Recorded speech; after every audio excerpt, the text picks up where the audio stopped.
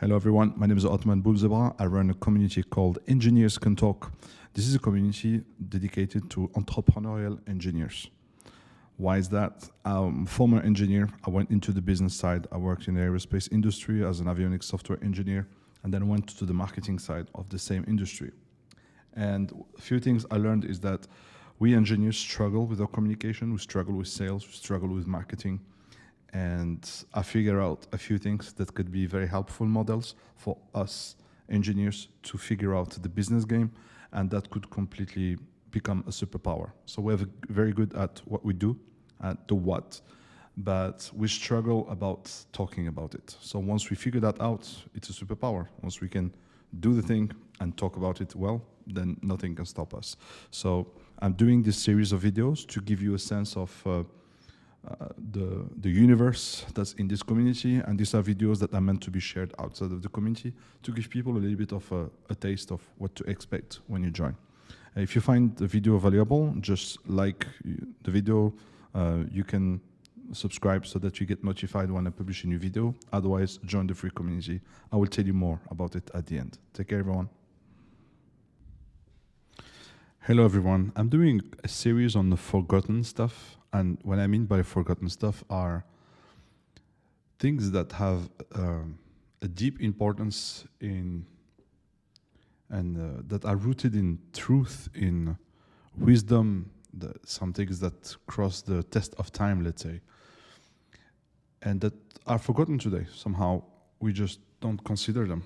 I find the process of looking back at what has been forgotten as a very vital exercise we need to do to reconnect with the fundamentals. And we do, for example, this work with my clients when we work on the origin story. So before going out there in the world and sharing your wisdom, well, let's figure out who you are first. Like we say in Arabic, if you don't know where you're going, look where you come from. So constantly going back to who we are, where we come from, what made us, what events shaped our perspective. Becoming aware of those can be very revealing in sometimes our superpower or differentiator. And most of the time we look for solutions out there in the world, but they are already within. They are just waiting for us to spend enough time to stop the noise around us, to stop reading books, watching videos, and have those moments where we need to go deep inside to find those insights.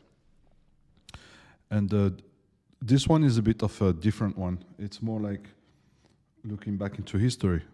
There was something that I call the gentleman's blade.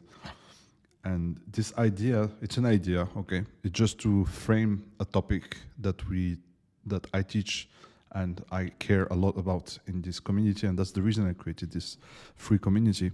It's to only focus on that one thing. And I want to call this presentation Gentleman's Blade.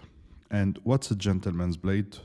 Well, we'll see it through maybe three different angles to have a 3D version of it, or 3 color, so we can have the full color of the concept. And so if you look like at samurais, it seems obvious these are people that have a blade and they go out there and they run some fights. They might work for an emperor or something. They have a purpose. It's meant for war. But it's way more subtle what I'm looking at now in terms of the sword. And sword there is some, beyond the warrior connotations, there are some things to it that is almost to the holy. But it's actually about mastery. It's if you look at the story of Miyamoto Musashi, his mastery of the sword and strategic mind serve as a defense against unnecessary battles.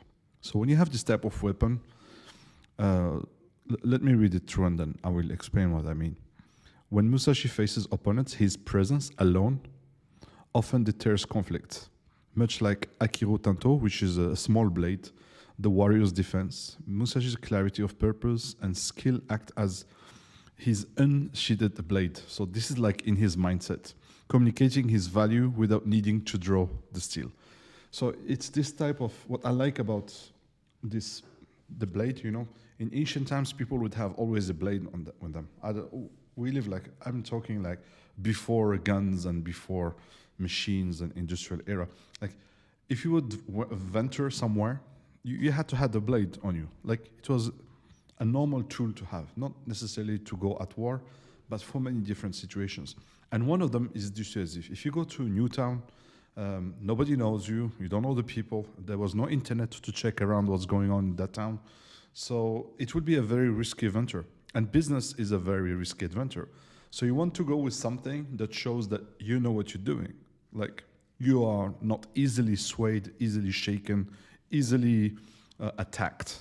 Once you have that dissuasive effect, creates an aura around you that pushes away the small little thugs and small time criminals that could make your life miserable if you look like a perfect prey. I don't know if you see what I mean. So that's the first take I have on this one. Secondly, this blade is useful. So you can make fire out of it, can make tools, and even you can take it with you if you make it very practical. You could literally take it to space and to any unknown territory that could be your go-to tool to help solve any type of problem that you might have.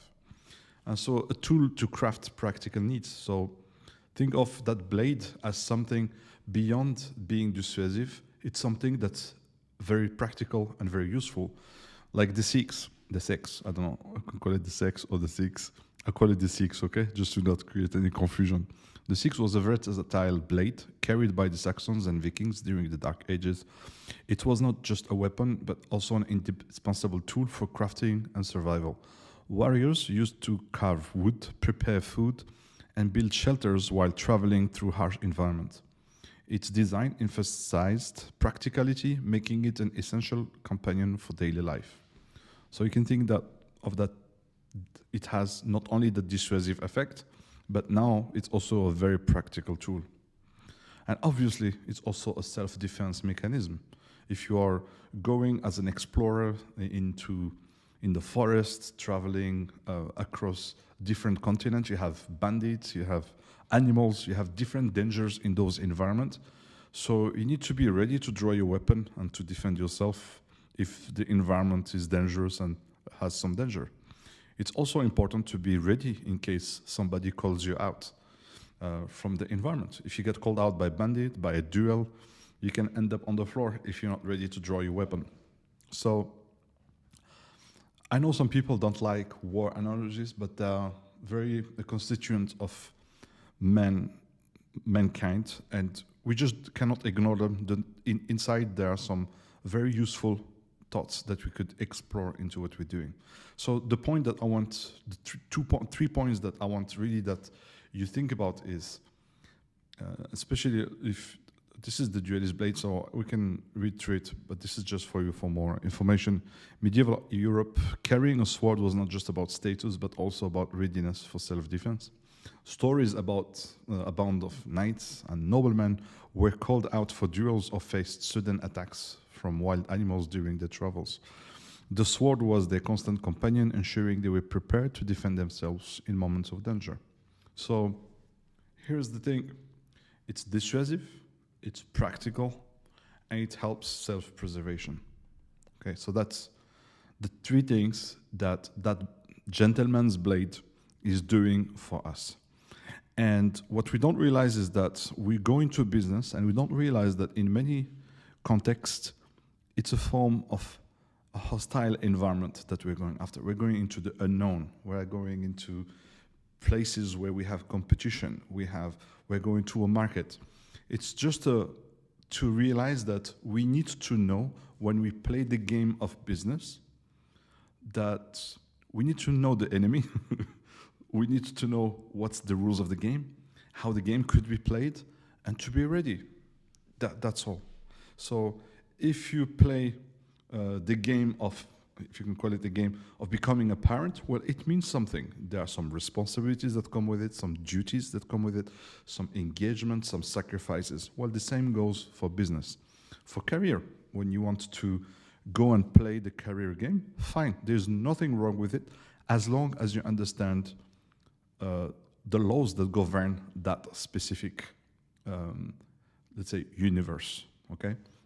So if you want to grow in your career ladder, you have to solve problems for the people who are ahead of you or responsible for you. For example, if you have a manager, you've got to be very helpful to the manager, to the firm, to the team.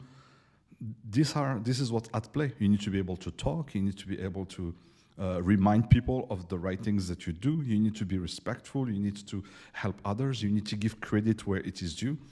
And these are the rules that help. And then you need to know how things happen when everything goes well and how things happen when shit hits the fan. You need to be aware of the two sides. The same like business.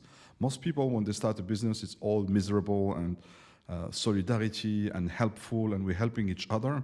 And I would argue that this is probably the easiest part of being good human, because humans are very good in times of difficulty to stick together.